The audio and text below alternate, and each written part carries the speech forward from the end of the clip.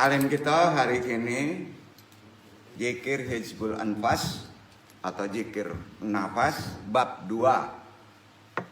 Assalamualaikum warahmatullahi wabarakatuh.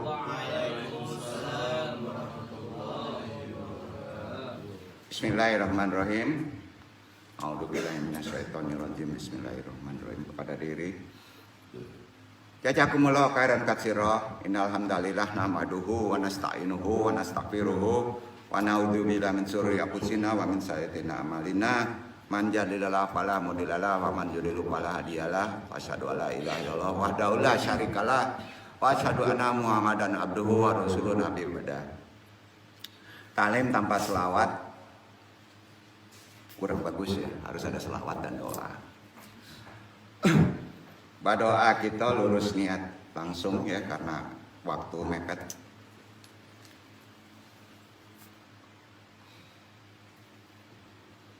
Rabbi syarih sadri wa yassir amri wa hlul 'uqdatam min lisani yafqahu qawli. Ya Allah, mudah-mudahan pentalim dilapangkan untuknya semuanya dadanya, dimudahkan untuknya semuanya urusannya, juga urai simpul pengikat lisan, dimudahkan semuanya dalam berucap secara benar agar bisa memahami perkataan-perkataan umat. Yang penting ya Allah mudah-mudahan meridhoinya. Amin amin ya rabbal alamin. Iwan ya ma'a rahimakallah, Iwan akademis UIN yang PPL, yang andung takjimi, yang dimuliakan Allah rahimakumullah. Wajali wajiro min ali Rabbana amlina miladunka arahmah wa ilana min amrina rasyada. Alhamdulillahilladzi nalihaja wa nakuna linatadiya laula anna hajanallah laqadja ar-rusulu rabbina bihaqi wa nujuatil kumul jannat urid sumuha bima kuntum tamalun. Amma ba'du. Dalam menjalani kehidupan, kita lagi jalan ya kehidupan. Mengetahui puncak datangnya napas atau bisa disebut memakrifati napas antum merupakan hal yang sangat penting sebenarnya ya. Jadi banyak manusia melupakan hal ini, dianggap biasa saja kan. Nah, bisa disebut mengenal reservoir napas itu penting. Ya, kemarin ya. Nah, reservoir itu saluran ya. Nah, kenapa demikian? Jadi puncak kedatangan napas harus dipahami. Ada puncaknya, Pak. Ini sama menghargai napas dengan ilmu akul yakin akan timbul tuh. Melihat kedatangan napas dari pandangan secara ainul yakin atau ainul penglihatan. Jadi memang sulit dilihat oleh mata. Napas itu kan khalik, diciptakan Allah. Ya, jadi kalau disebut makhluk nanti jadi perdebatan ya. Apapun yang diciptakan oleh Allah, ada khalik, makhluk, betul kan? Jadi itu pahami dulu bahwa tubuh kita harus ada penciptaan yang lain untuk bisa hidup.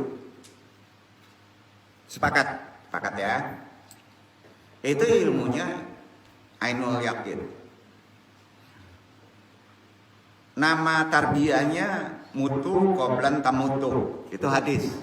Memahami itu namanya di hadis disebut mutu qoblan tamutu. Artinya kita paham mematikan diri. Ya, karena dengan mematikan diri atau nafi maka pergerakan Allah akan mendatangkan, memulangkan zat sifat asma Allah kepada diri. Itu yang disebut af'alullah. Ini agak berat tapi mudah-mudahan bisa antum semuanya menangkapnya. Ini hanya bisa dipraktekkan, diamalkan dengan tadabur muraqabah. Tadabur berarti perbuatan alam. Yang namanya tadabur kan di luar, Pak. Namanya tadabur muraqabah dan tadabur musyahadah. Ya. Jadi tadabur musyahadah nggak sempat antum dipraktekkan. Karena tadabur musyahadah itu beda lagi metodenya. Antum disebar di satu alam, duduk pada zikir. Itu tadabbur musyahadah. Kalau yang di lapangan tadi tadabbur muraqabah. Ya, itu bedanya. Ya. Nah, jadi ini tarekat khusus saja yang mengamalkannya ya, enggak seluruh tarekat. Itu metode. Jadi itu bukan ritual, itu metode. Ya. Jadi memahami pergerakan af'alullah itu memerlukan dua ilmu, namanya tadabbur muraqabah dan tadabbur musyahadah. Catat itu. Amalannya tadabbur muraqabah dan tadabbur musyahadah. Ya. Memahami af'alullah di tubuh ya. Kalau memahami pikiran supaya berilmu itu dosen di UIN gitu. Ya. Gitu ya. Nah, gampangnya gitu. Bisa disebut melatih ilmu Allah lah. Maka kalau ditanya guru antum siapa? Berguru kepada Allah ada buku tanda dulu ya. Betul kan? Bisa begitu. Tapi kan terlalu keren ya. Wih, jangan macem-macem tuh. Gurunya Allah tuh katanya. Dosen kabur tuh kalau gurunya Allah gitu. Nggak enak ya. Memang intinya kan hakikatnya begitu, Pak. Betul kan? Ulama setinggi apapun juga, profesor gelarnya apapun juga, referensinya apa? Quran hadis kan? Quran dari siapa?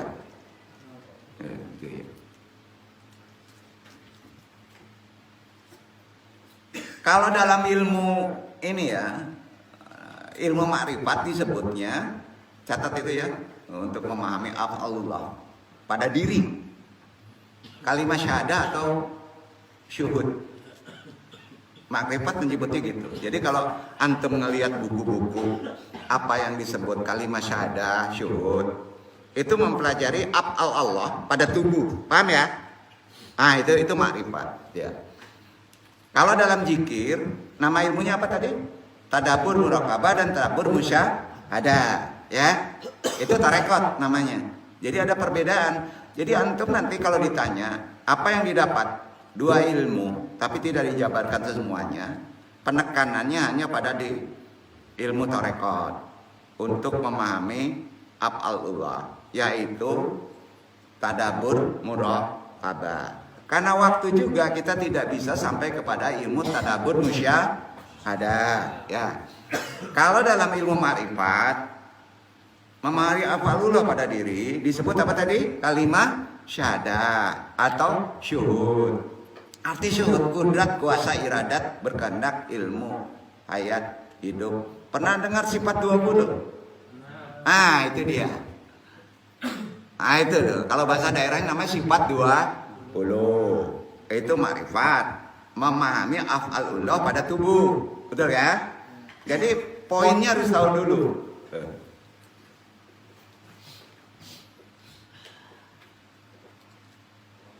Kalau arif billah dalam amalan suluk, ya, harus paham nafas. Apa namanya? Nafas. Itu praktek. Tarekat. Memahami ilmu ini harus dengan nafas. Ya. Nafas itu artinya image cermin majhar dari ruh. Kenapa?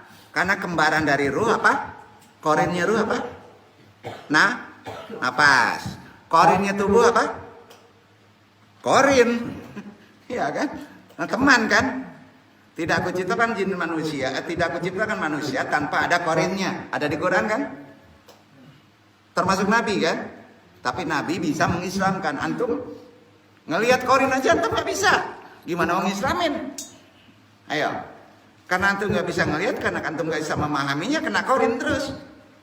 Mabok yuk, mabok katanya. Ya, betul kan? Sombong yuk, sombong, betul kan? Bukan begitu. Jadi itu memakrifati diri. Ya. Ini sulit memang. Dan yang disampaikan ini benar loh, bukan klinik. Nafas, kembaran bagi ruh.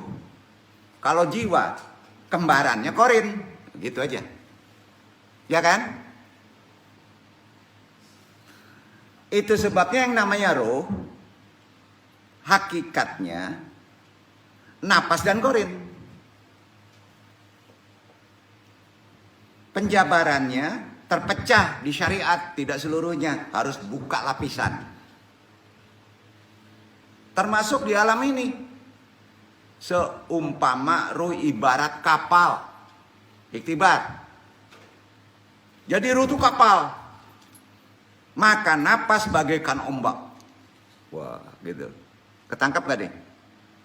Napas adalah ombak. Kalau napas antum berdebar, gedebur, kapal gimana? Wih, oleng-oleng bro. Wah, gitu. Ya, kebayang gak tuh? Makanya jangan coba-coba nafsu di luar. Makin tinggi antum, makin dibalikin tuh. Duduk gak tuh? Keterima sama akal kita ya? Nah. Jika tenang ombak, tendanglah perjalanan kapal. Betul?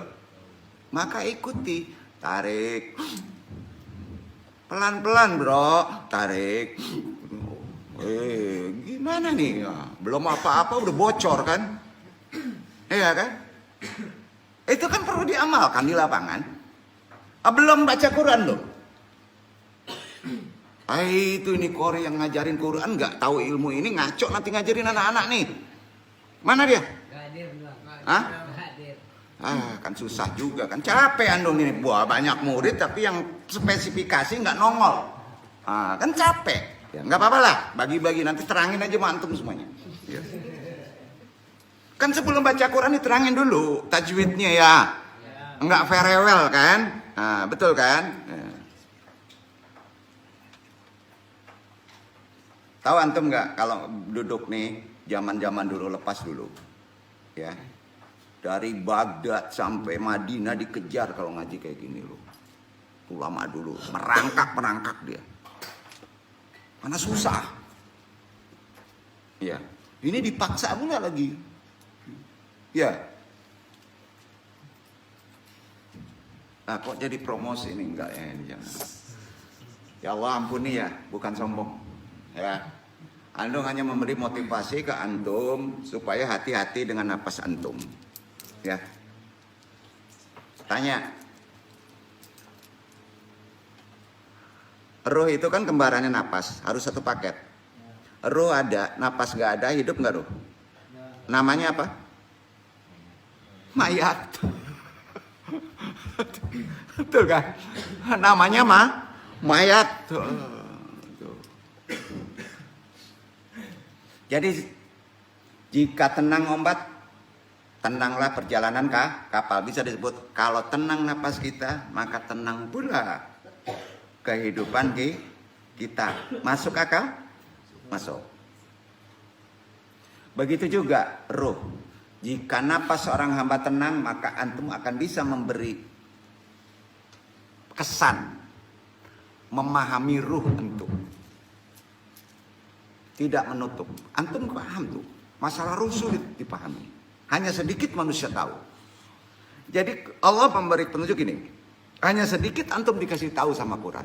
Artinya bukan tidak boleh mengetahui ruh. Logikanya benar gak tuh? Ilmunya kan gitu. Kan ditunjukkan hanya sedikit antum dikasih tahu ilmu ruh. Bukan arti nggak boleh memahami ruh. Yang nggak boleh apa? Zatnya. Iya kan?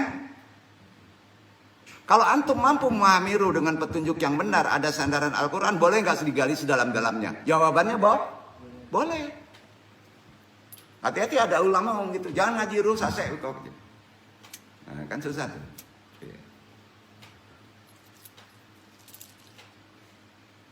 Jadi mudah-mudahan antum menjadi arif billah, mengamalkan af'al gerak Allah atau ahlul rohani, amat sangat penting ya. Riyadoh di lapangan, latihan pernapasan. Jadi bila pernapasan antum baik, maka akan baiklah perjalanan ruh antum dengan Robnya. Tolong diperhatikan yang namanya emosi ya. Amat mempengaruhi pernapasan. Setuju? Ya. Baik di dalam keadaan marah atau stres, atau tenang. Tenang pun ada emosi bro, ya, mempengaruhi. Karenanya ada perbedaan antara emosi dan marah. PR. PR, catat aja itu ya. Nanti tanya sama diri antum sendiri. Apa perbedaan emosi dengan marah? Pasti nggak bisa ngejawab tuh sekarang. Antum hanya minta PR paling ringan ya. Antum nggak ilmu lahut. Apa sih perbedaan emosi dengan marah? Duduk. Catat itu. Ya. Hari Sabtu untuk pagi. Ada pula PR-nya. Secara garis besar tadi udah duduk mungkin ya.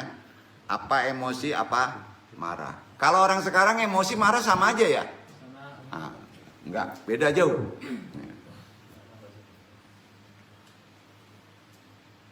Apa perbedaannya kalau disambung? Janganlah. 3 ini dengan stres. Beda tuh. Emosi, marah, stres, galau. Beda nggak? Jadi orang stres kan nggak mutlak pemarah. Beda nggak? Orang nggak pemarah bisa stres? Bisa kan? Dia nggak pemarah kok bisa stres ya? Nah kalau ngomong gitu aneh tuh, berarti nggak tahu perbedaannya. Iya kan? Nah, itu pahami nafas. Kok kesana ya? Susah ngaji mandu nggak? Enggak. Susah nggak? Enggak susah. Ya. Yang susah itu Ustadz Pauji, itu buat susah gitu kajinya. Mana dia? Oh iya dia izin. Andung tembak aja dah. Dia susah itu ngajinya itu. Bukan bodoh. Oh, dosen-dosen antum buat susah aja ngaji, pusing. Gak apa-apa ya, interaksi aja ya. Jadi pentingnya ikhwan untuk latihan memahami, memakrifati nafas. Jika seorang itu berhasil mengawal emosinya dalam kehidupan, maka tenanglah nafas antum dan tenanglah hidup antum. Mereka yang tidak mementingkan rohani. Kalau antum tidak pahami rohani kamu, karena rohani ada kembaran yang disebut nafas. Antum saroman jasad nan indah baru. Lalok ruhnya. Mereka itu amat mudah dibodohi setan. Nah tuh. Jadi kalau antum tidak memahami konsep roh, maka antum sangat mudah dibodohi oleh setan. Percaya nggak tuh? Kalau itu Quran. Percaya nggak? Itu Quran tuh.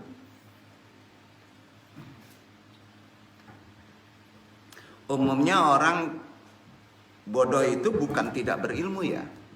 Dalam konsep Bandung ya. Bodoh itu dia berilmu ya. Tahu ilmu ya. Tahu ilmunya sampai ngelotok ilmunya, tapi tidak bisa mengamalkannya karena lebih cenderung mengikuti kehendak setan. Itu super bodoh, bro. Betul kan? Kalau orang bodohnya natural, nggak tahu, sebutnya wajar kan? Betul kan? Nah pertanyaannya, kalau antum sudah berilmu tapi terpengaruh bodoh juga tidak mengamalkannya, nggak usah ngaji sini. Antum super bodoh masalah, bingung untuk ngejarinnya. Setuju nggak? Makanya datang kemari natural aja. Pahami pelan-pelan tubuh, insya Allah beres tuh. Ya. Paling sulit itu. Jangan ya, jangan mudah dibodohi setan. Apa gunanya sebatang jasad? Walaupun ia seorang raja, cantik, ganteng, kaya, jika nggak ada ruh, berarti nggak ada nyawa. Namanya mayat bajalan, zombie. Yang gerakinnya aneh, gitu. Roh dan kerohaniahan ilmunya amat penting dalam memahami pengertian hidup dalam perjalanan hidup ini. Karenanya nafas itu berasal dari Rabbul Alamin. Bahasanya Rabbul Alamin, agen Tuhan. Paham kan? Nah, catat kedua PR-nya. Apa perbedaan ruh dengan napas dalam kerjanya?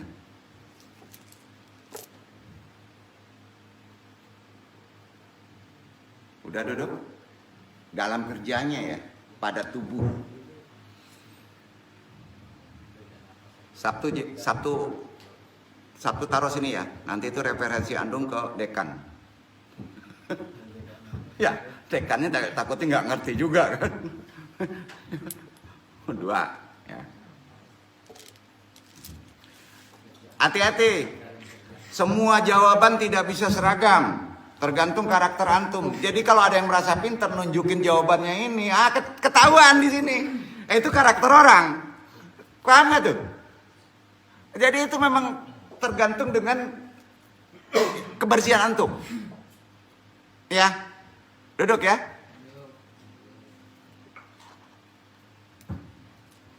Agak bingung gak nih? Enggak ya? Enggak. Jadi mengenal turunnya dan naiknya napas mulai. Penting. Kenapa penting? Dari sebatang tubuh yang tidak ada hawal an kuwah. Ya. Ya silakan Ajmi belah sini. Nanti dijelaskan runutnya. Ya. Jadi mengenal turun dan naiknya napas, ya, tahu naik dan turunnya napas. Ini poinnya ya. Jadi baca Quran gitu ya. Kenali dulu, ini napas naik, ini napas tuh turun. Di mana naik turun itu terasanya? Naik turun napas itu terasanya di luar atau di badan antum? Badan. Kenal itu dulu. Ini naik, ini tuh turun. Paham ya? Nah.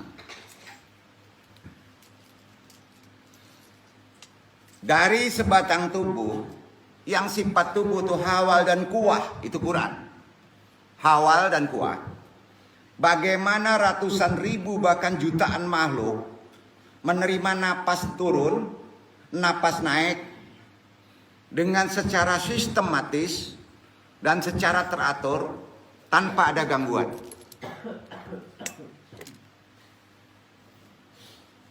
Kan nggak ada gangguan, Pak. Naik turun ada penghalang nggak?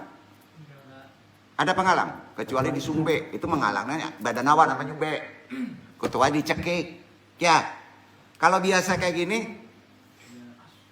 siapa yang ngatur? Napas keluar masuk ini, itikot, akidah. Pasti ada yang mengaturnya. Setuju? Berarti pas masuk, ada Allah. Ada Allah nggak? Kalau Allah berkehendak menghentikannya, menggenggamnya, antum tidur. Itu ilmu tidur. Tapi kalau nggak dikembaliin lagi sudah tidur, langsung kutunggul hitam. Gitu. Betul kan? Apalah badan tuh. Itu makanya hati-hati bernapas. Nah, Andung sendiri tegak bulu kuduk nih. Karena banyak yang mengacuhkan itu. Itu pentingnya kita pahami. Saat tarik, naik, saat turun. 1% hilang. Jatah kontrak antum di atas dunia. Percaya nggak tuh? Ya. Kita hari ini putus kaji belajar mati. Ilmu mati. Tapi bukan mati beneran, matanya mati maknawi. Andung nggak boleh ngajarin mati hisi, nanti bunuh diri, badoso. Ya, jangan mau bunuh diri.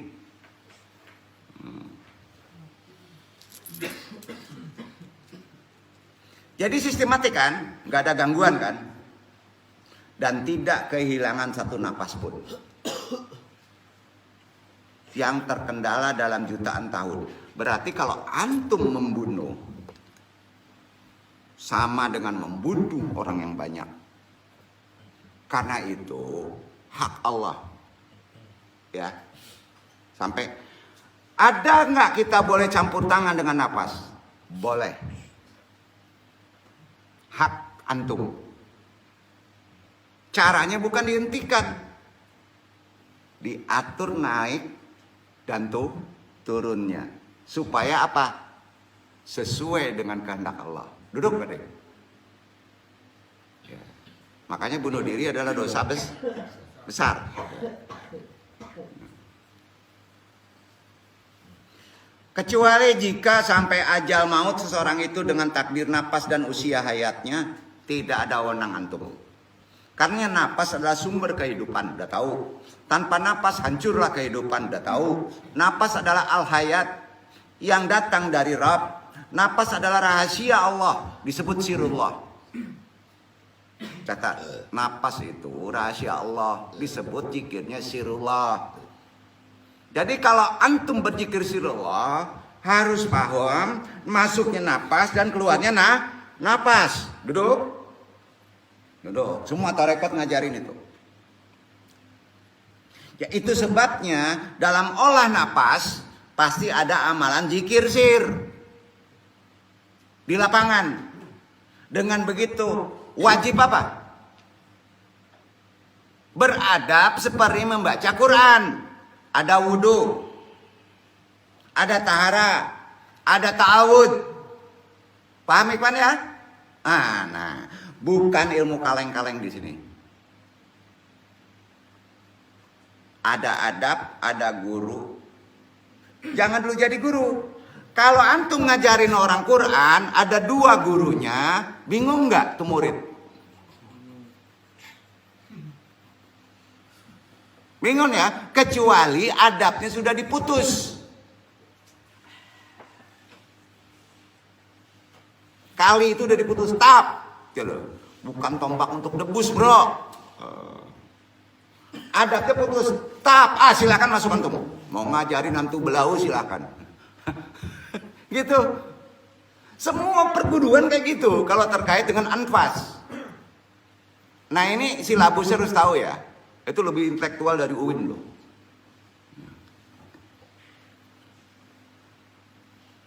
Hati-hati. Pas kita dalam beradab, ada sultanul mursid. Nggak mungkin sultanul setan masuk. Jadi sultanul ini perlu keahlian dan perlu pengalaman dan perlu jadi murid dulu. Percaya antum yang duduk ini 14 tahun loh. Digempur kayak gitu. Antum 3 masuk hari keberapa sekarang? Alhamdulillah. Ya. Ada yang nggak putus merasa jadi guru kan ngaco nih. Kebaca. Rasain loh, nggak murid yang dihantam nih. Guru juga dihantam kalau di sini. Kalau adab harus benar. Karena terkait apa? Terkait dengan Allah. Setuju gak tuh? Gak bisa main-main. Benar ini. Makanya jangan heran kalau ada yang kerasukan. Betul kan? Pasti ada adab yang gak bener tuh. Contoh kalau masuk ke akademis, antum nyelonong boy aja masuk. Orang udah belajar, diusir gak? Nah itu kerasukan. Sama. Hati-hati di spiritual, sangat tinggi adabnya. Kalau nggak tahu, ini ada kearifan. Yang duduk ngetawain. Nah, rasailah, beko, mabuk antum. Nah didiamin, kan jahil guru kayak gitu.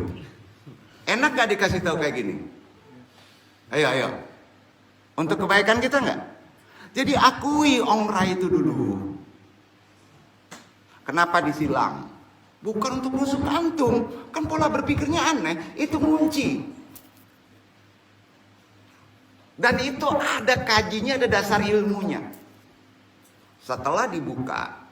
Jadi kalau kemarin nggak dikunci, riadoh baru. Latihan. Sampai ya? Jadi untuk para ahlul guru andong, guru andong ya, tolong pahami awal itu.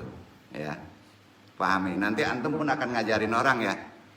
Dalam konsep yang lebih zahir itu akan lebih mudah. Ya. Para ulama sufi mengamalkan zikir napas untuk pembersihan rohani, manakala para ahli tenaga dalam mengamalkan pernapasan untuk mengaktifkan tenaga goibnya. Sama. Tahu goib, tenaga goib.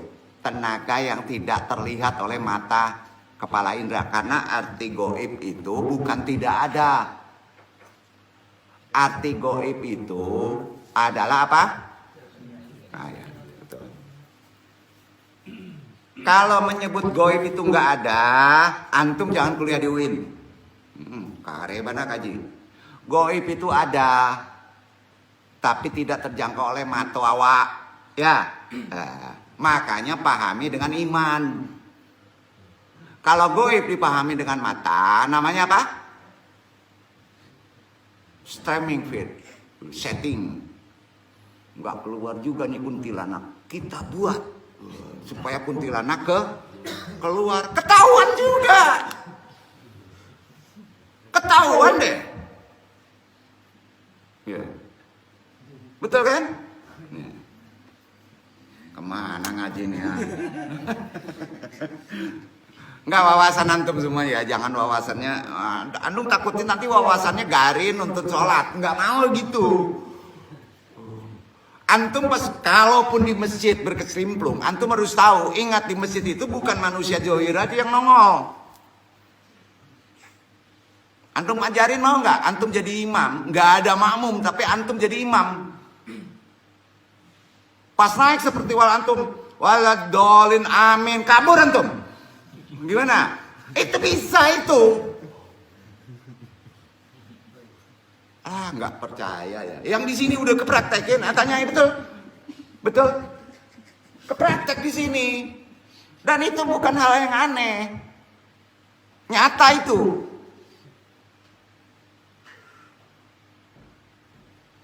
Tan nafas itu letaknya di telinga, terdengar, tidak di mata. Nanti dong jelasin. Makanya hari ini gawat juga. Nanti pas inget kekuatan tan nafas di sini, kalau nafas di mulut sama hidung, tan nafas di telinga. Maka yang hidup adalah tan nafas. Kalau tan nafas hidup, antum mendengar. Kalau tan nafas mati, antum tidak mendengar. Paham nggak? Logika kita keterima nih. Semua itu ada di Quran. Nggak percaya? Jadi kan gini, goib itu ada atau tidak? Jawab. Ada. Cuman tidak terjangkau oleh indrawi kita. Tapi ada goib yang bisa terjangkau bukan oleh mata, oleh pendengaran. Sepakat? Kalau antum di jalan-jalan, di kuburan, kelihatan sama mata nggak? Nggak. Kedengaran ada? Itu benar. Ya. Klinik gak kajinya ini? Enggak. Setuju ini yang senior-senior ya. Jadi enggak antum yang baru-baru enak nih. Yang senior-senior banyak memble. Banyak memble. Memble artinya memble bener gitu. Lanjut ya kaji ya. Jadi untuk bisa mengaktifkan tenaga goib tadi, bukan tenaganya ya sebetulnya, penglihatannya dulu, nanti timbul tenaga. Sehingga dapat melakukan perkara kekuatan jasad. Kaum sufi menamakannya sebagai, catat, ilmu itu memahami postur tubuh masing-masing dari napas, namanya nasma. Cari bukunya. Nasma. Telinga bisa mendengar, orang lain nggak mendengar. Mata bisa melihat, orang lain tidak melihat. Itu nasma namanya. Nasma itu adalah gabungan antara ruh dan jasmani. Atau jasad. Jasmani itu jasad. Karena zikir napas itu lentera. Tahu nggak? Jangan cahaya gede banget. Lentera, kalau lentera bisa dimatiin baterai, senter. Kelihatan. Kalau diangkat nggak kelihatan. Nah, antum punya channel itu tuh, tag, tuh. Ini dia kelihatan. Diangkat nggak kelihatan. Jadi kalau cahaya itu hidup terus, nggak terjangkau, ya, hidup terus. Sebetulnya ada malam di sini ada cahaya nggak? Kan gelap nih. Ada. Kenapa gelap di sini? Di sono terang. Karena terang oleh bulan. Paham? Nggak pernah mati tuh. Ya. Jadi antum kalau ngelihat si Ampa punya senter tuh. Senternya apa dong? Nanti kasih tahu. Senternya belinya Mandung yang mahal. Tag, kelihatan. Buka nggak kelihatan. Ya. Kalau antum jahil, kita kosletin tuh. Awalnya kotaknya. Tag sampai rumah kelihatan terus. Nah, itu dilakuin yang duduk, kurang ajar dulu yang duduk. Nah, sampai rumah tuh. Banyak jemaah dikerjain kayak gitu. Banyak. Itu kan tarbiyah. Ya. Nah, ingat ya, hal ini jangan ditakuti. Dia tidak bisa membunuh. Tidak ada yang namanya jin bisa membunuh manusia. Titik. Dia memainkan apa?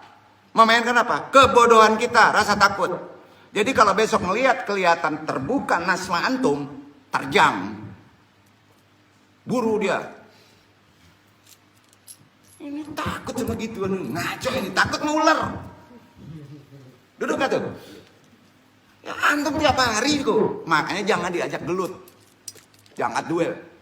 Jangan suruh olahraga apa tuh? Football. Apa? Futsal. Jangan. Masa jin diajarin futsal, kalah tuh. Dia ngeliat kita nggak ngeliat dia. Goblok antum kan. Ajak tinju lagi, kan repot. Dia ngeliat kita nggak ngeliat dia. Dia ada kan? Ada. Dan ada semuanya itu. Tahu nggak yang paling banyak sekarang di mana? Zaman mendekati akhirul zaman. Bukan di hutan bro, di mall, di kafe.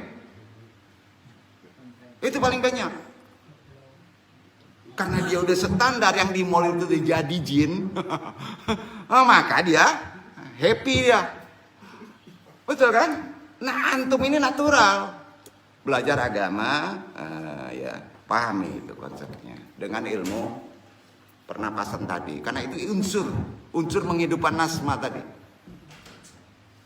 Mau nggak dilanjutin nih? Latihan ya. Benar-benar ya. 2 hari lagi kok. Jadi untuk bisa mengaktifkan hal yang tertutup, maka kaum sufi menamakan sebagai nasma gabungan antara ruh dan jasad. Zikir nafas adalah lentera penggerak semua sistem rohani dan jasmani pada tubuh manusia. Itu sebabnya zikir nafas adalah merupakan ibu dari segala zikir. Wah, ini udah pada marah nih orang-orang di luar nih.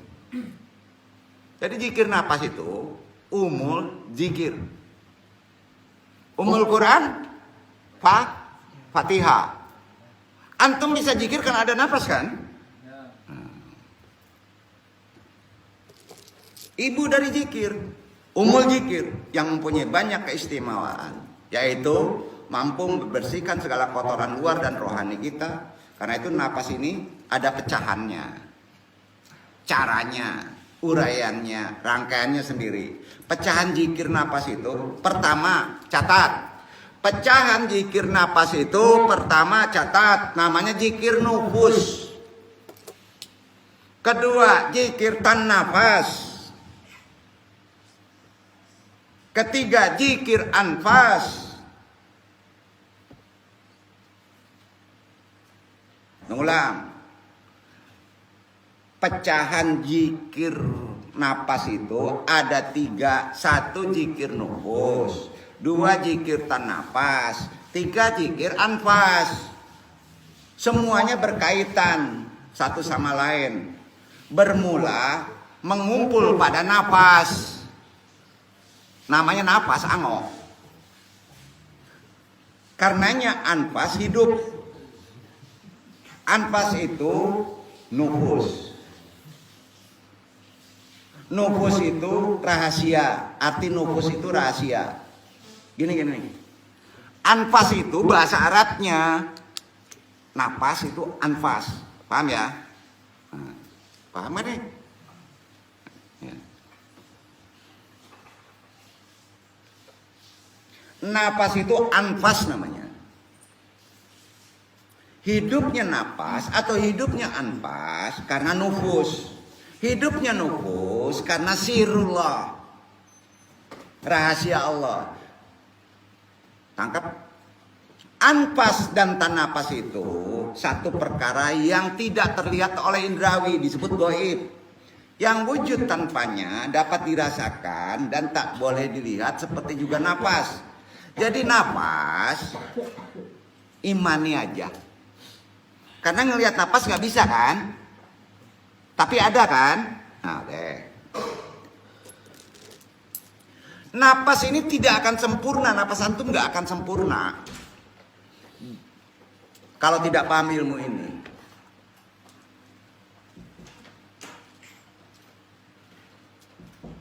Dibuktikannya dengan ilmu yakin dan ilmu yakin tadi sudah disebut. Karena itu akan menimbulkan tanpa itu dengan ilmu yakin bisa jadi fitnah. Ya. Sudah menjadi galib ya manusia ini. Akan menolak sesuatu yang tidak tercapai oleh akal dan ilmunya. Setuju? Walaupun jalan paling baik adalah jika ia mendiamkan diri, disebut tawakuf, di samping belajar untuk memahaminya. Jangan tawakuf ya. Ilmu ini penting. Pahami. Kedudukan sistem batin dan spiritual bergerak dengan kuasa kudrat yang mutlak dan hanya dapat dilihat oleh mata hati, disebut basirah. Basirah tidak akan paham kalau tanpa ada al-anfas. Oleh mereka yang telah dihidup hatinya. Hidup hati antum betul hidup nggak? Dengan nafas juga. Secara zahir dan secara batin. Tanpa ilmu mata hati memang akan sulit hati terbuka. Bahkan tidak akan terbuka. Dan tidak akan hidup. Tapi antum hidup. Artinya tak akan dapat memperhatikan keajaiban hati. Jadi kedudukan anfas atau nafas ialah hidup. Apa? Irung bahasa Sunda. Bahasa Jawa enggak pakai H kan? Hidung. Di mana tak anfas? Hidup. Kedudukan tanafas talingo. Apa? Talingo. Catat tuh. Kedudukan nufus. Siapa yang pernah ikut tarekat? Lima kedudukan nufus. Siapa yang ikut tarekat? Naksabandi. 5 duduk nufus. Ayolah tadi ajarin tuh berarti ke ayolah panik sih buat tarekat. Patulah oleng-oleng. Kan pusing tuh. Nufus kedudukannya jantung. Catat tuh. Apa? 3 tuh.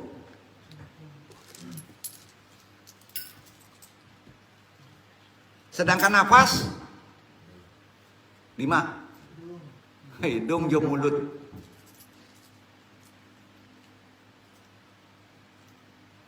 Jadi ada 4 anasir yang antum pahami dalam ilmu pernapasan. Pertama, ingat ini ada di Quran waktu membaca. Kalau antum mempelajari ini, mengajari orang Quran tanpa ilmu ini, bahaya antum. Bisa melenceng. Nih, ada anfas, ada nafas, ada tanafas, ada nufus. Anfas 5. Hidung. Napas, mulut, hidung. Tanafas, telinga. Nufus, jantung. Seorang mengajari Quran tanpa tahu ilmu 4 ini bisa salah makna. Dosa. Setuju? Setuju nggak nih? Setuju ya. Kita urai ini secepat-cepatnya. Itu merupakan satu kuasa atau keadaan yang keluar masuk bergerak dalam tubuh seorang manusia. Karena itu disebut semuanya insan Quran. akan bisa seorang insan itu memahami pergerakan sistem spiritual rohani antum.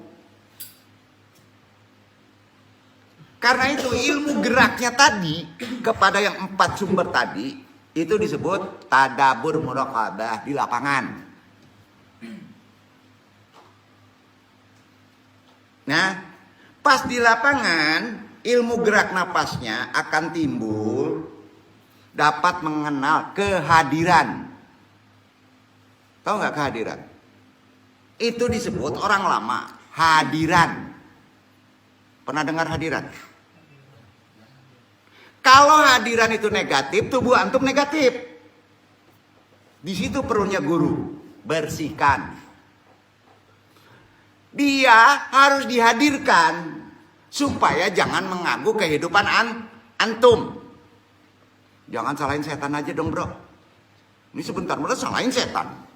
Salahin setan. Enggak, ada makhluk lain di tubuh yang mempengaruhi energi kehidupan antum. Begitu cara bertahara, membersihkannya. Sampai? Jadi kalau ada hadiran, cilaka nih, sasek nih. Indah doh, itu perbaikan. Nama orang lama hadiran, catat itu. Hadiran adalah salah satu tahara yang memerlukan seorang mursyid. Kalau bahasa Quran apa? Ruqyah. Ruqyah yang betul ada reaksi nggak? Ada. Ngoceh nggak tentu kan? Nah itu dia. Biasa ruqyah pakai apa? Quran kan? Tuh. Lanjut. Karena itu yang namanya insan tidak akan bisa mengenal Rabbnya tanpa melakukan tadi. Rasain. Itu sebabnya tanpa diawali dengan kalimah la ilaha illallah, semua sistem penggerak kita, nafas, anfas, tanafas akan bisa kita kenali. Kalau kita awali dengan kalimah asyhada dan kita kontrol dengan baik. Duduk. Karena ini suatu sistem yang unggul, yang penuh dengan keajaiban. Jangan mukjizat lah. Ya.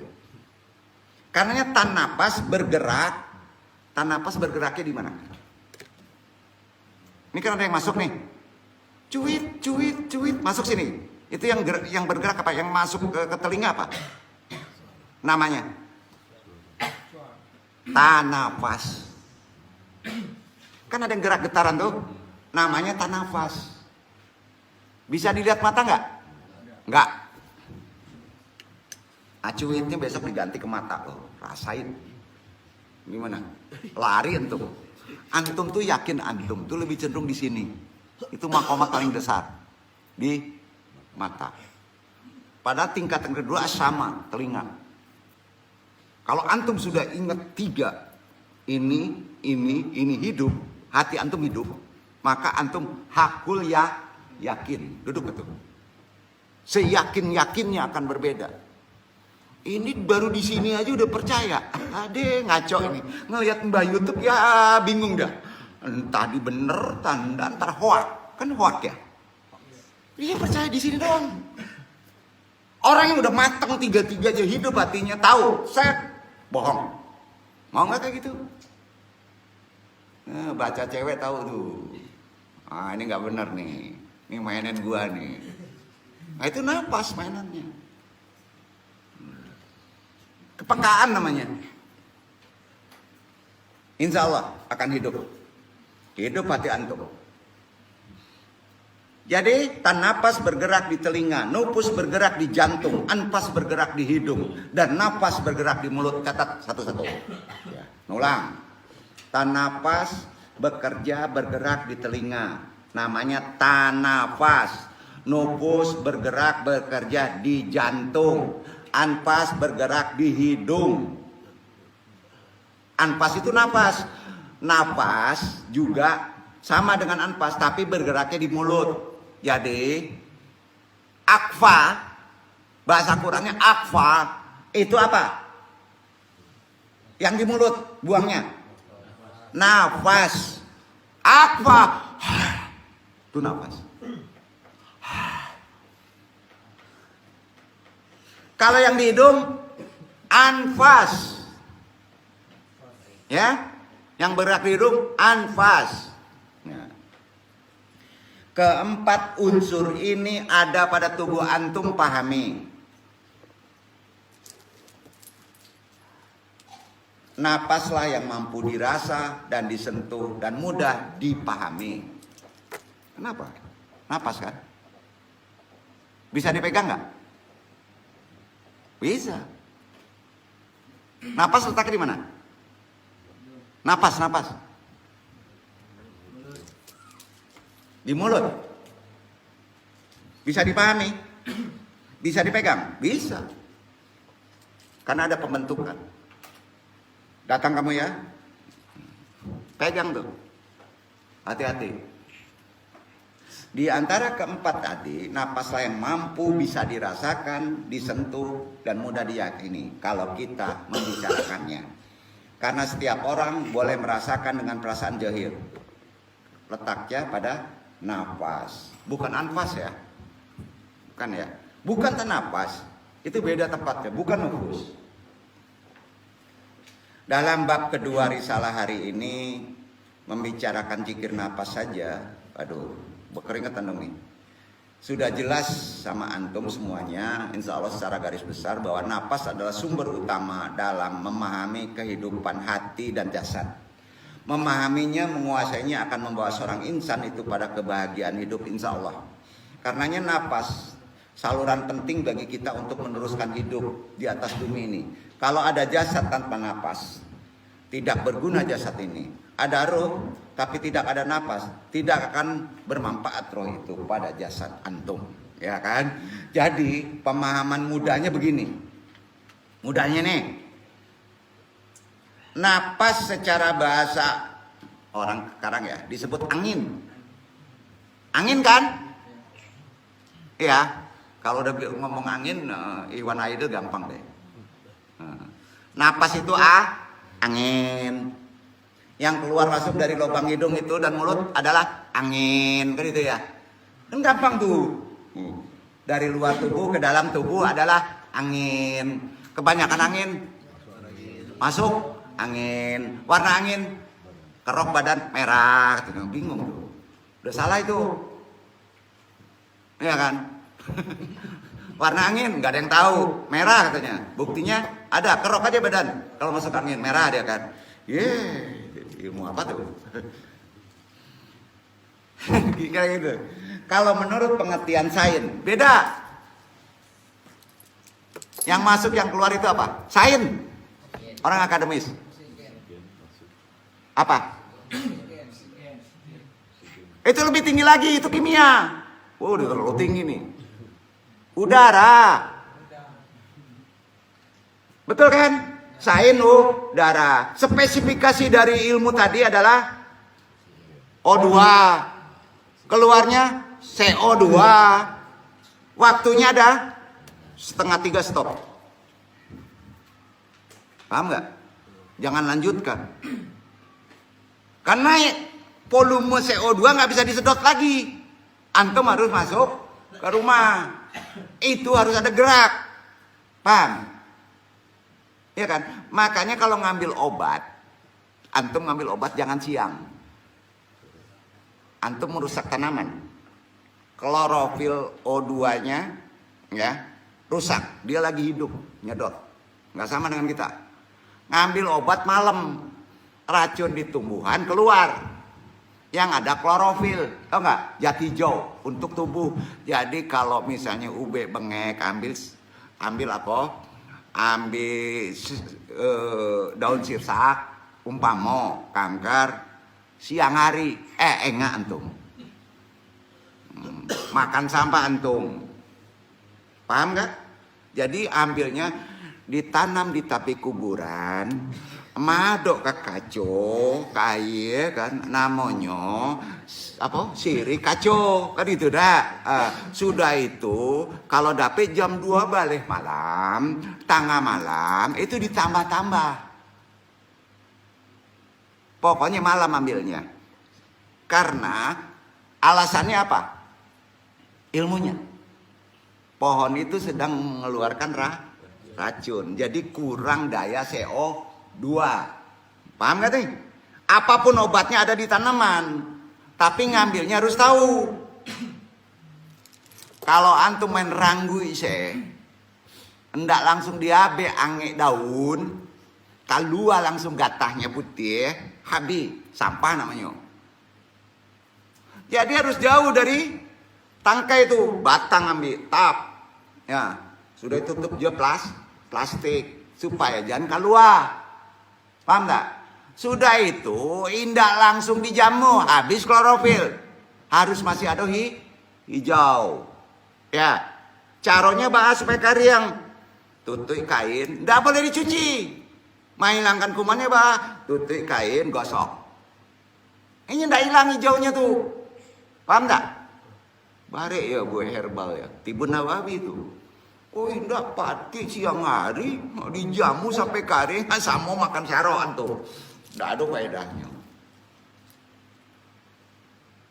Semua dari tunjuki dari ilmu-ilmu yang ada di Al-Quran sebetulnya. Lanjut. Udahlah, CO2, CO2 itu ilmu apa? Kimia. Ya. Sekarang kita pahami Quran. Dikit kita baca dari Anung dulu. Allah berfirman, catat ya, di Maryam 84. Catat, itu yang Anung sampaikan.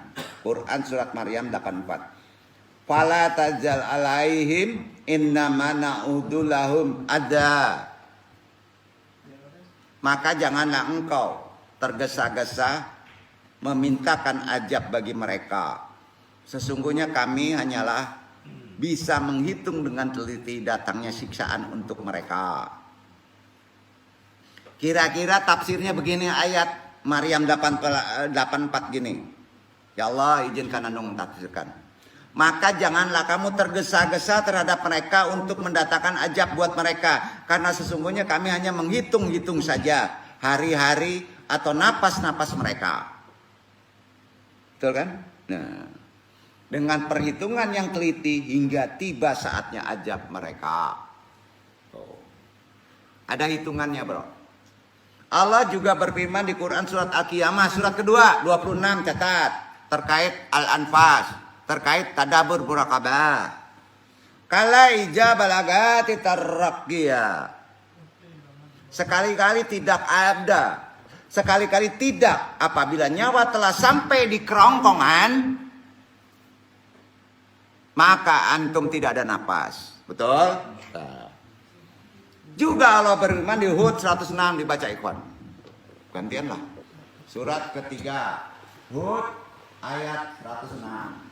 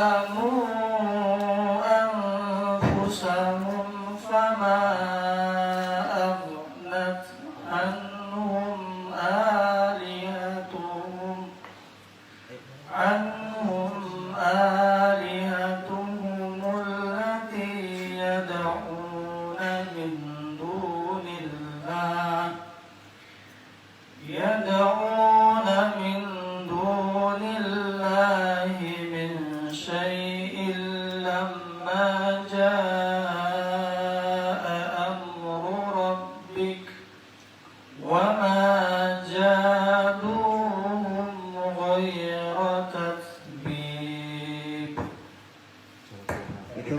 kemarin berapa? Banyak banget ya. 106. Hah? Hud 106, diulang.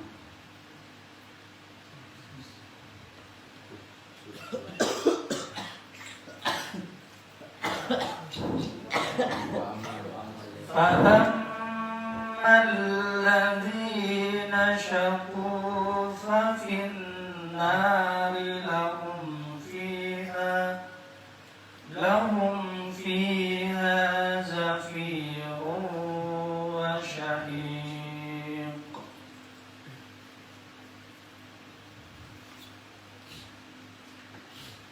Adapun orang-orang yang celaka, maka tempatnya di dalam neraka. Di dalamnya mereka mengeluarkan dan menarik nafas dengan merintih. Oke. Lanjut ayatnya Al-Anbiya ayat 20.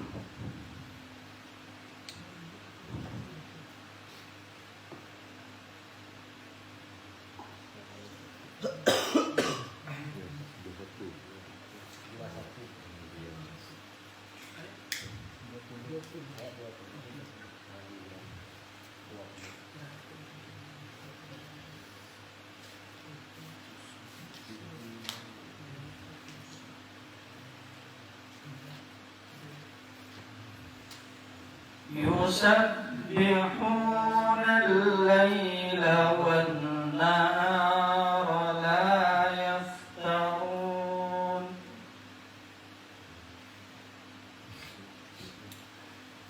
Mereka selalu bertasbih malam dan siang tiada henti-hentinya. Sampai masuk keluar ada henti-hentinya ya. Luqman 19 baca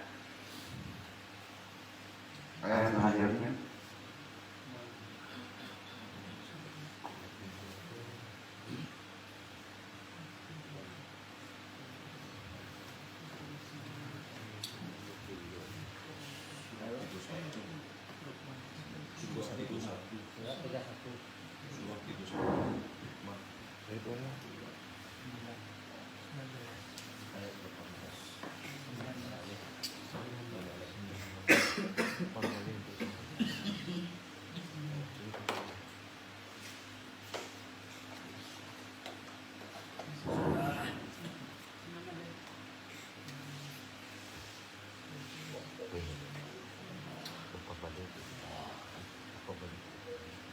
وقصد في مشيك واغضض من صوتك إن أنكر الأصوات لصوت الحمير.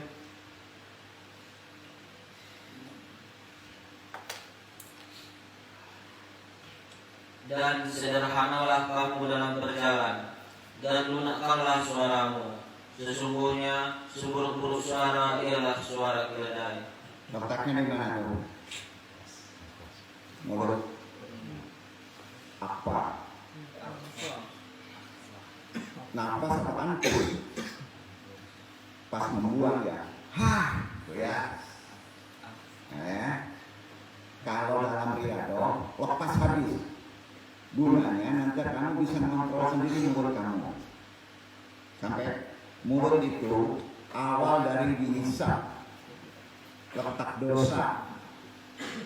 Itu salah satu kajiannya di lapangan sebetulnya dengan apa. Makanya kalau lepas,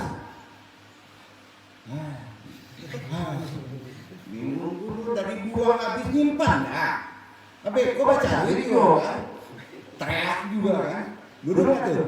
Dikeluarin aja gila ada dalam tubuh. Paham tuh? Itu cara. Duduk ya. Gini. Yang ke bawah jenis memahami letak berhentinya napas, tarik, buang, simpan. Itu kan harus di lapangan. Ya. Sudah selesai. Jadi hari ini antum nggak ke lapangan. Dituntaskan hari ini. Paham? Antum jangan ke lapangan nanti. Jadi ke lapangan besok udah ngerti itu. Ngerti kan nih? Alhamdulillah. Ya memang silabusnya gitu. Hari ini antum gak ke lapangan, tapi seorang pelatih harus hadir. Karena sama juga di lapangan. Duduk mana? Siap ya? Agak lama dikit, setengah jam lagi. Gak apa-apa ya? Memutuskan yang di lapangan. Lanjut. Quran sebulan standar kan ini. Al-Furqan ayat 12. Baca Al-Furqan ayat 12.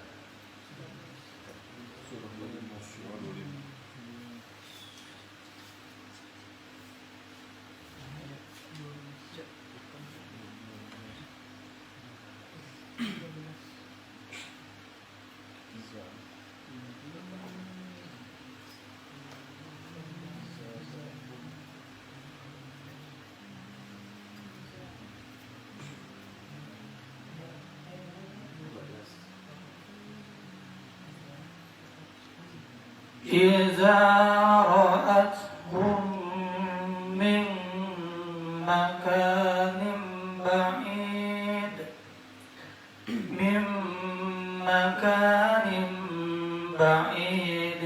سمعوا لها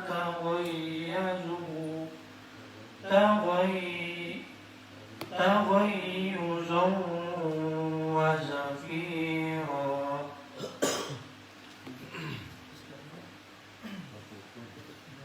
Apabila neraka itu melihat mereka dari tempat yang jauh, mereka mendengar kegeramannya dan suara nyalanya. Apabila mereka melihat neraka dari tempat yang jauh, mereka mendengar dari suara gemuruh karena marah dan geram. Antum mesti gimana? Antum mesti gimana? Nah, itulah napas gunakan. Jangan ditarik. Lepas. Tapal lantiang turun. Duduk. Mau dipraktekin ini. Di lapangan aja belum bisa. Mau dipraktekin gimana? Karena apa? Karena antum masih pakai kok. Aku. Dado. Sampai belum turun ke bawah. Perlu latihan? Yakin? Ada di Quran? Lapisan berapa ini? Di Quran. Lapisan berapa yang nunggu Pak? 18. Ayo, mau bohong gimana? Mau debat silakan debat. Andung pakai dado leh. Mau ngomong apa lagi? Bener kan? Gunanya di lapangan ada kan? Udah tuntas antum tuh di lapangan. Prakteknya. Ya. Dalam Quran ini ada yang suka ngajarin Quran. Azmi ada? Ada. Tolong dicatat ya, boleh dicatat, boleh dipahami. Ini tambah untuk wawasan antum dan untuk ini nggak ada di luar ya. Walaupun antum udah ada. Semua catat ya. Ini yang perlu dicatat prakteknya. Ya. Di Quran ada tanda wakaf. Setuju? Ada tanda wakaf? Ada. Apa itu wakaf? Wakaf ini pahami ya, terkait dengan keluar masuknya nafas antum. Setuju? Setuju nggak nih? Andung tanya ke Ikhwan Admi. Setuju dengan keluar masuknya nafas? Setuju. Alhamdulillah. Ya, jadi wakaf itu ilmu pertamanya terkait dengan nafas antum. Catat. Tanda wakaf dalam Al-Quran hukumnya apa?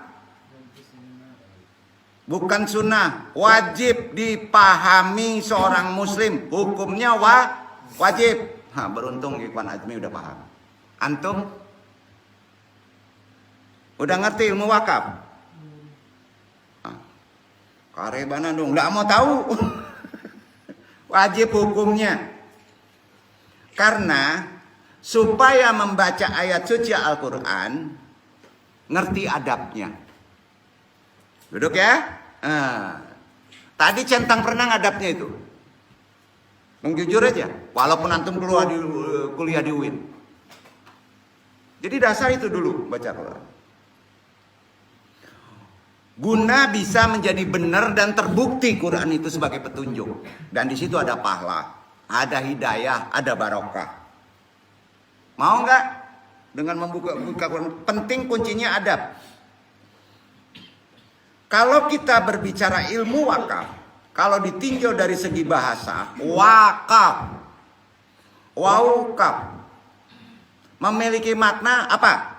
Arti wakaf, artinya menahan atau baranti. Ibarat di lampu merah, hijau atau kuning? Merah. Setuju Ikhwan Adni? Wakaf tanda berhenti. Berango ada berhenti? Ada. Betul kan? Iya kan? Pas kita berhenti napas, antum bisa apa? Baru bisa ngomong. Coba antum napas ngomong. Bisa? Enggak. Makanya banyak ngomong lah. Supaya panjang umur antum. Jangan gadang otak. Harus tahu ilmunya. Setuju? Itu perlu dilatih. Supaya keluarnya benar omongan itu. Penting ilmu wakaf? Hukumnya wajib. Maknanya menahan. Jangan ferewel terus. Ndak juga nanti mangoceh panjang saya. Duh. Karena di sana ada memiliki menahan. Kata Allah berhenti. Ya. Sekarang pertanyaan antum. Ya. Untuk antum ya. Pas disuruh berhenti waktu membaca Al-Quran. Udah tahu otaknya berhenti? Udah tahu belum? Kan ada tanda di Quran. Ada. Tanya, ada nggak nih? Nggak terus kan? Harus berhenti kan? Kalau diterusin salah arti nggak? Ikhwan Admi, bisa salah arti. Hati-hati, berhenti. Itu kata Allah. Setuju? Setuju. Ya. Berhenti banyak tandanya. Nah, ini dia. Kapan berhentinya? Ya. Setuju kan nih? Lanjut. Adab napas antum harus gimana? Maksudnya gitu. Bukan berhenti ngomong. Terkait. Adab antum bernapas itu pas berhenti harus gimana? Setuju kan nih? Ya. Itu pertanyaan yang tadi udah berapa kali pertanyaan? 2 ya? 3. Pas antum baca Quran, melihat wakaf, napas antum mesti gimana? Jawab PR. Ditarik, dibuang, tidak napas, ditaruh di perut, ditaruh di badan, atau ditaruh seluruh badan.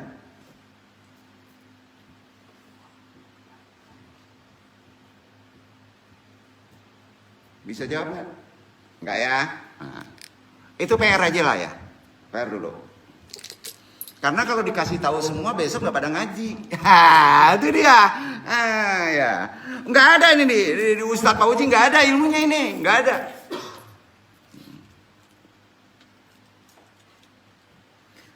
Dari sudut istilah tajwid, wakaf merupakan penghentian bacaan sejenak dengan memutuskan suara di akhir perkataan untuk bisa bernapas kembali dengan niat.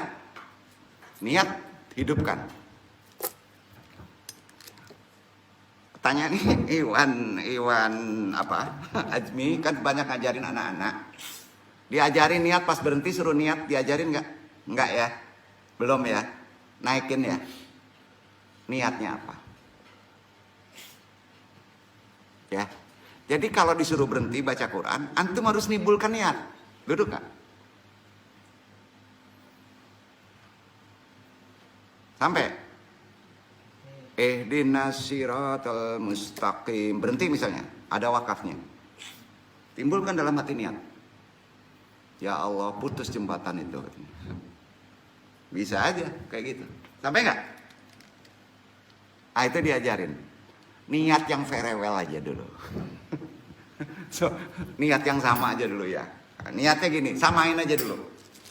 Itu spesifikasi ilmu tersendiri.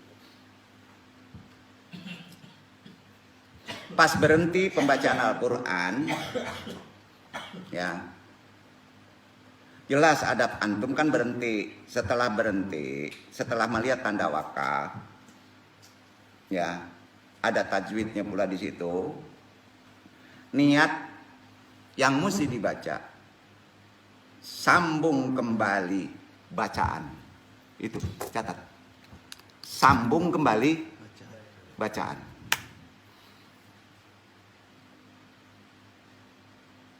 Sambung kembali bacaan. Artinya sambung kembali hidup antum.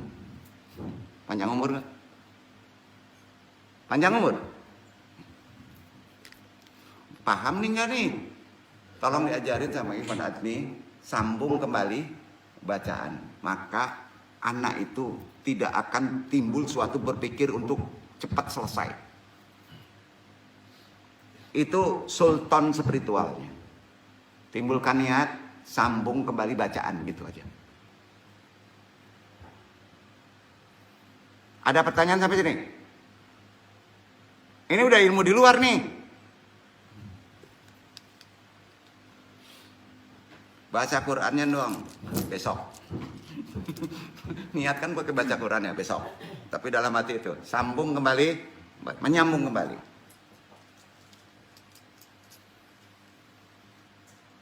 Jelasnya ginilah. Kita pahami dulu jenis wakaf, adabnya. Ya. Rambu-rambu Al-Quran yang perlu antum pahami sebenar-benar paham. Tanpa paham ini antum bisa berdosa. Kenapa berdosa? Karena bisa salah arti. Kalau salah arti bisa salah menjalani hidup. Paham ya? Ya. Jenis wakaf pertama disebut tam. Catat. Apa? Tam. Apa itu tam? Tanya Iwan Adni. Tahu tam ya? Tulisannya gimana tam? Ada di Quran nggak? Ada nggak tanda di Quran? Ada itu. Nah tanya Admi. Kalau nggak tahu baru ke sini. Tanda wakaf pertama untuk berhenti baango tam. Supaya kan ngomong. Tam. Takmim. Artinya gini, ialah merupakan wakaf sempurna. Pemberhentian pada suatu bacaan yang dibaca secara sempurna. Atau tidak memutus di tengah-tengah ayat atau bacaan. Dan tidak mempengaruhi arti dan makna dari bacaan. Karena tidak memiliki kaitan dengan bacaan atau ayat yang sebelumnya maupun sesudahnya. Duduk. Gini. Kalau kita suruh berhenti tanda tam, tidak terkait dengan ayat di atasnya dan ayat di bawahnya. Paham? Itu tandanya apa? Tam. Paham Ibu tadi? Dan itu harus dijelaskan ke murid-murid. Ya. Penuh kasihan sama murid-murid nih. Nah gini, apa kaitannya dengan ayat sebelumnya? Sering kayak gitu nggak? Kalau tam nggak boleh dikaitkan dengan di ayat atas dan ayat di bawah. Tandanya apa? Tam. Gimana bentuk tanda tam? Nanti Anu kasih tahu. Kalau nggak tahu tanya dulu sama Iwan tadi. Atau tanya Pak Uji. Ada Pak Uji? Oh iya, Pak Uji di awang-awang. Kedua, tanda. Rambu-rambu kan ada di alai. Ada di mana lagi? Macam-macam kan? Ya. Takutnya rambu-rambunya rusak. Merah terus setengah jam berhenti terus. Salah juga. Jenis wakaf kedua, kaf. Apa namanya? Kaf. Ada di Quran kaf?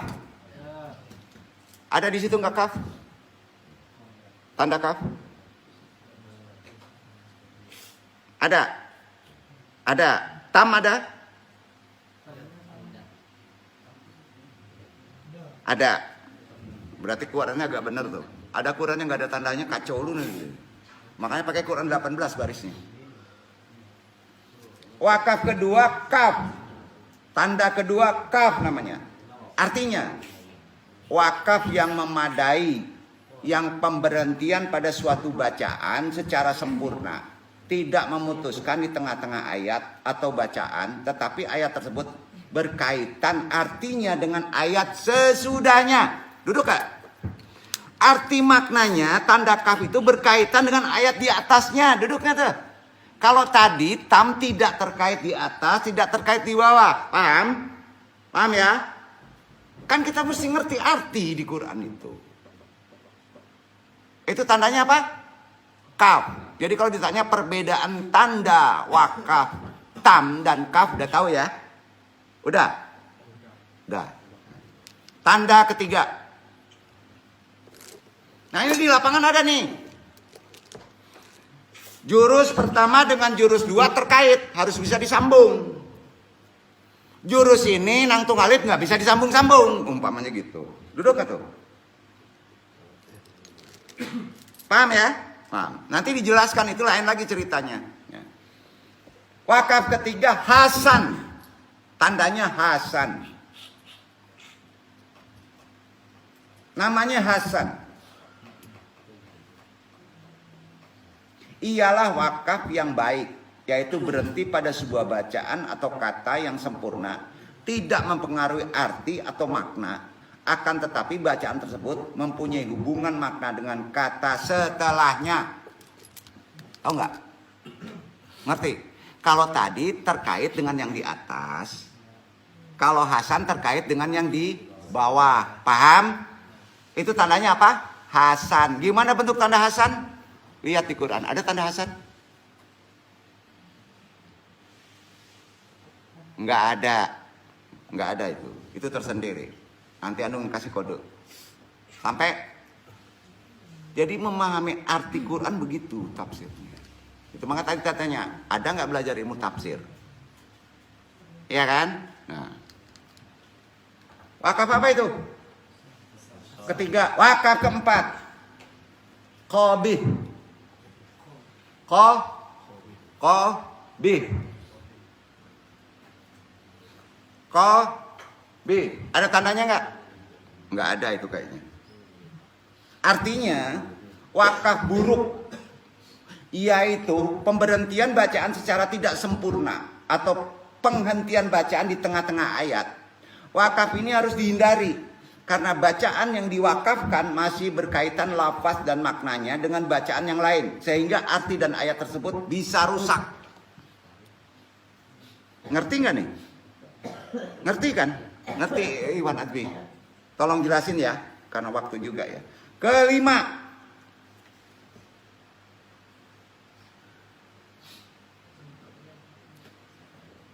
khusus. Tanda yang khusus kelima ini, wakaf lawasal mim shot atau shot lam ya. Tandanya itu shot lam ya.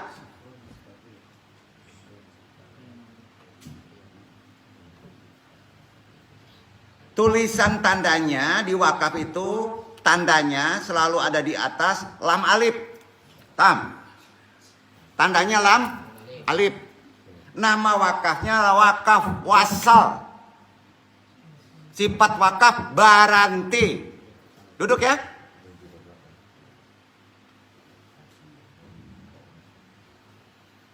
Artinya tidak boleh berhenti. Duduk. Wakafnya terabas, tahu nggak?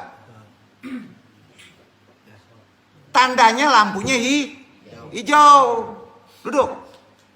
Apa tandanya? Lam alif. Paham itu? Kalau membaca Al-Quran dan menemui tanda wakaf ini di tengah ayat, tidak diperbolehkan baranti. Tadi cie adonan baranti. Tolong perhatikan itu Iwan Adwi, karena artinya salah nanti. Ya, paham gak nih? Ini diajarin di UIN kan seharusnya ya? Enggak. Diajarin di UIN. Masya Allah, bingungan dong nih. Kasihan banget nih. Salah nyomot Quran nanti nih. Yang ini mesti dikaitkan yang atas. Yang atas dikaitkan dengan yang bawah. harus yang dikaitkan yang bawah aja. Takutnya kan kalau nggak ngerti tanda dia dikaitin ke atas. Padahal kaitannya ke bawah. Salah arti. Kebayang nggak tuh? Lah itu yang ngasih tanda siapa? Allah loh. Itu gunanya, pentingnya Anda memanggil admin, ya. Karena itu terkait di lapangan. Itu sebabnya kenapa disandarkan kepada Pak Uji. Beliau ini. Udah paham ya? Sekarang pertanyaan, kalau disandarkan kepada Aidil gimana? Bukan tempatnya kan? Bukan dia bodoh, bukan. Kodratinya begitu. Harus begitu. Nah, antum semua harus ada begitu. Nah, harus begitu. Ini dudukan orang siapa? Asisten kita. Enggak sembarang asisten aja loh, ngaco ini. Susah ya. Ngaji di sini susah nggak? Ada gunanya. Dengan tanda wakaf aja loh. Udah, ini wakaf khusus ya. Wakaf khusus shot lam ya. Kalau ada tanda wakaf wasal, tanda alif, lanjut terus. Namun masih tanda wasalnya, lam alif. Jika tanda wakaf ini berada di akhir ayat, gimana? Jawab Iswan Atbi. Lam alif kalau ada di akhir ayat gimana? Berhenti. Catat. Harus berhenti. Stop. Kalau enggak, nyebur entum ke laut. Karena itu jurang. Nah, gitu kira-kira. Ya. Kedua, tanda wakafnya mim, tanda khusus nih.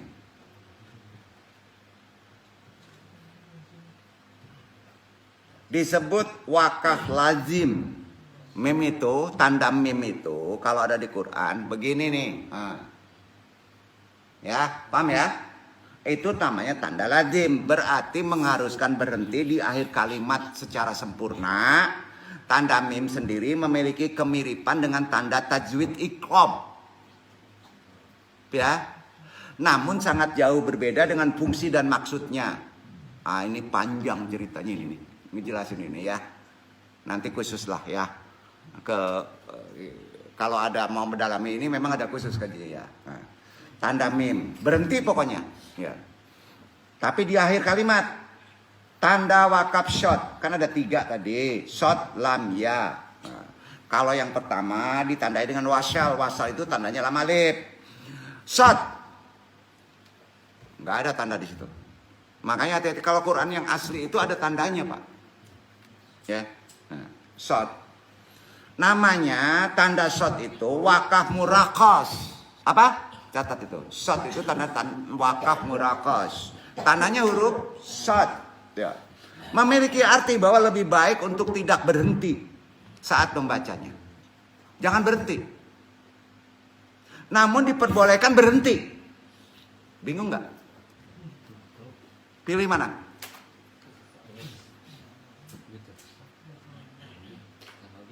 Pilih mana? Tanya aja pilih mana? Ayo. Jika darurat karena tidak mengubah makna, maka berhenti. Jika keadaannya darurat, tidak akan merubah makna, maka berhenti. Kalau keadaannya darurat, dikejar orang, terabas. Itu aja lah bahasanya. Itu tandanya apa? Shot. Wakaf namanya murrakas. Jadi perbedaan antara hukum tanda zo dan shot adalah pada fungsinya. Dalam kata lain, lebih diperbolehkan berhenti pada wakaf shot. Berat ini. Terima dulu ya. Ini khusus. Mendalami lapisan Quran. Untuk mengatafsir makna. Nah, kita lanjutkan. Tanda wakaf shot lam ya. Tandanya itu hurufnya shot lam ya. Ini singkatan dari al-wasal aula. Ya paham ya Ajmi? Ya. Yang bermakna wasal atau meneruskan bacaan itu lebih baik. Maka dari itu meneruskan bacaan tanpa mewakafkannya adalah lebih baik. Duduk gak? Duduk ya. Khusus pula ini. Sekarang kita tambah. Semua ini terkait di lapangan loh. Ya. Tanda wakaf kaf, shad, lam, kaf, sin, la. Tanda wakaf kaf, titik. Titiknya 2 ya. Kaf. Singkatan dari qilla alaihil waqaf. Bermakna telah dinyatakan boleh berhenti pada wakaf sebelumnya. Ya. Itu dulu artinya, catat dulu. Maka dari itu lebih baik meneruskan bacaan walaupun disuruh berhenti. Kalau antum belum mufasir.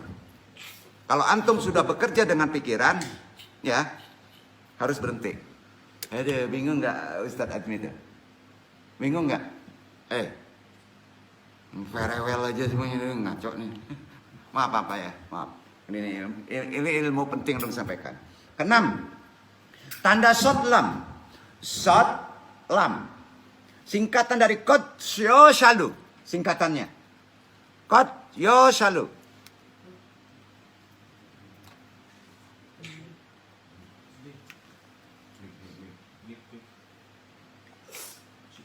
Ditukar dulu. Cukup, ya. Shad lam itu artinya qad yushalu. Catat itu. Tanda wakaf qad yushalu.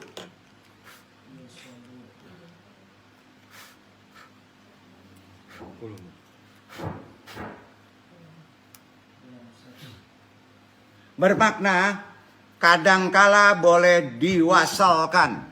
Apa? Wasal. Apa itu wasal, nanti dijelaskan. Ya. Maka dari itu lebih baik berhenti. Kalau kadangkala boleh diwasalkan. Wasal. Paham ya Ikhwan? Wasal tahu kan? Tolong jelasin. Merupakan tanda yang berarti terus dibaca. Terus bersambung, itu wasal. Karena ini membaca Al-Quran dengan wasal artinya jika ada tanda wasal, cara membacanya diteruskan atau disambung dengan kalimat berikutnya, itu wasal. Ya kan? Nah, tanda wakaf dan wasal ini sering disebut dengan tanda-tanda wakaf di Quran. Sama. Ya, bukan berhenti aja. Ya. 7. Tanda wakaf kif. Kif. Berhenti lebih diutamakan untuk berhenti. Bingung lagi.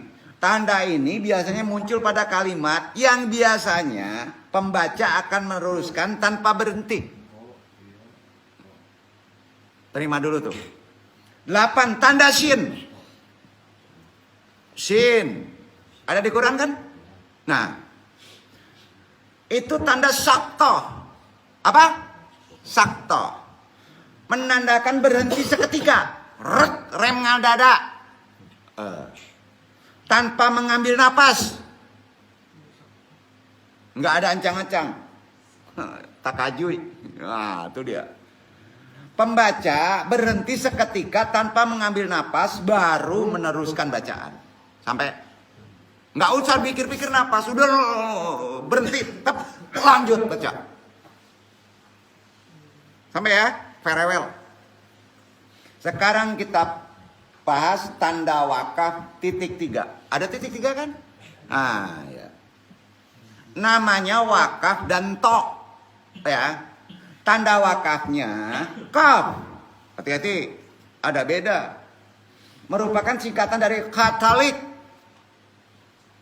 Bermakna serupa. Artinya, arti katalik itu serupa. Artinya, wakaf ini serupa dengan wakaf yang sebelumnya muncul. Catat aja itu dulu, nanti dong jelaskan. Lebih mudah dijelaskan pada pernapasan. Ya. 10. Tanda wakaf to. Ya. Tanda wakaf mutlak yang berarti berhenti. 11. Tanda wakaf jim. Titik. Adalah wakaf jaiz. Boleh berhenti, boleh lanjut. Ya. Boleh berhenti, boleh lanjut. Pas orang itu berhenti jangan dimarahin. Nah, guru marahin pula lagi nanti.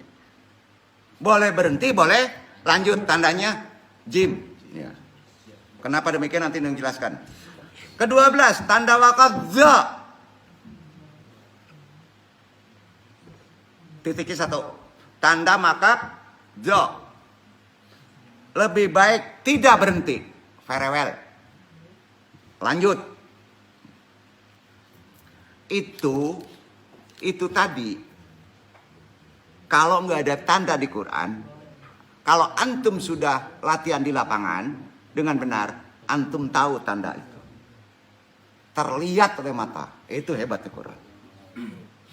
Namanya mutolaah. Tahu nggak? Itu yang namanya mutolaah. Dan itu diamalkannya pada perjus antum baca. Jangan dulu ini ya. Ilmu ini nanti tersendiri. Ya. Paham itu Azmi ya? Nah. Sampai antum gak ngelihat lagi huruf, tapi ngelihat tanda. Huruf lagi gak kelihatan. Karena huruf udah diwakilkan sama mulut, merewel aja mulut. Mata gak ngelihat huruf. Udah pernah baca Quran? Kayak gitu. Udah pernah belum? Yang duduk kok udah pernah ya? Yang duduk. Ada berapa jemaah kita udah pernah ya?